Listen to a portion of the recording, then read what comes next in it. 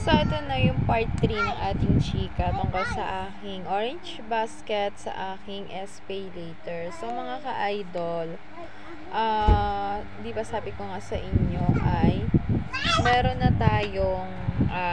na akong credit na 5K dito sa SPay later or dito sa aking orange basket. So, pinautang ako ni SPay later ng 5K. So, ganun nga yung nangyayari. Nangungutang ako sa kanya, binabayaran ko. Tapos nga, eto nga mga ka-idol. So, kapag halimbawa, ikaw ay lagi mong ginagamit sa pag-order yung iyong orange basket o yung Shopee, ay ma-open mo rin yung iyong SPay later mga ka-idol. So, ano nga bang kagandahan ni SPay later? Pwede kang umutang sa kanya kapag may items ka na gusto mong utangin. Mamimili ka.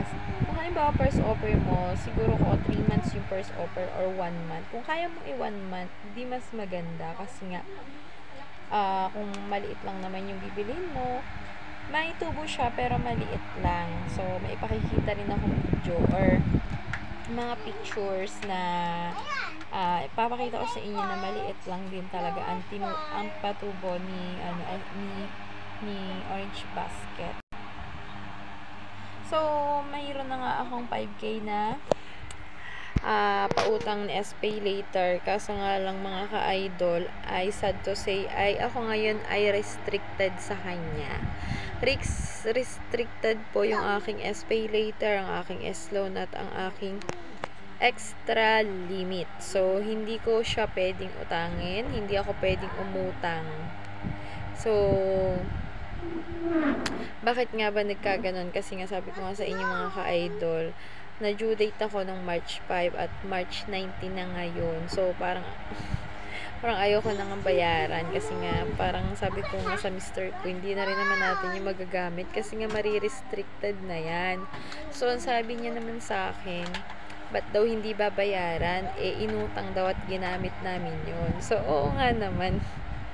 Naaburido na rin po kasi siya kasi nga tawag po ng tawag ang SPay, ang orange basket dito sa gamit kong number. Kasi nga syempre, kasi nga 'di ba mga ka-idol, sabi ko sa inyo,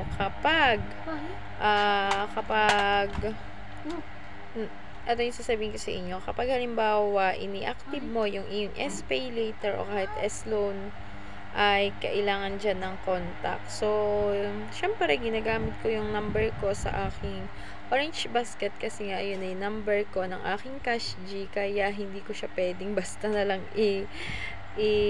sarado. So, pinababayaan ko lang na tawag ng tawag yung mga agent. So, iba-ibang number as in simula po bago mag-March 5, March 4 hanggang March 19 ay talagang tawag ng tawag yung orange basket. So, kung hindi ka pa nakapollow at marami ka pang gustong malaman, pwede mo rin akong itanong, i-comment mo lang ang tanong mo sa aking comment section dito sa aking mga videos at masasagot naman kita. So, ayun lang. Follow for more. Thank you for watching. This is Mir Ate Jen, ang inyong Ate Jen sa utangan. Kung may bibilihin ka, baka naman pwedeng diyan ka na lang bumili sa aking orange basket. Mali pala. Sa aking yellow basket mga ka-idol, malay mo sa pagbili mo sa aking yellow basket ay mabuksan na ang iyong pay later. So, ano ba ang pay later? Ang pay later ay pautang ni Toktik. Kaya kung ako sa'yo, order na!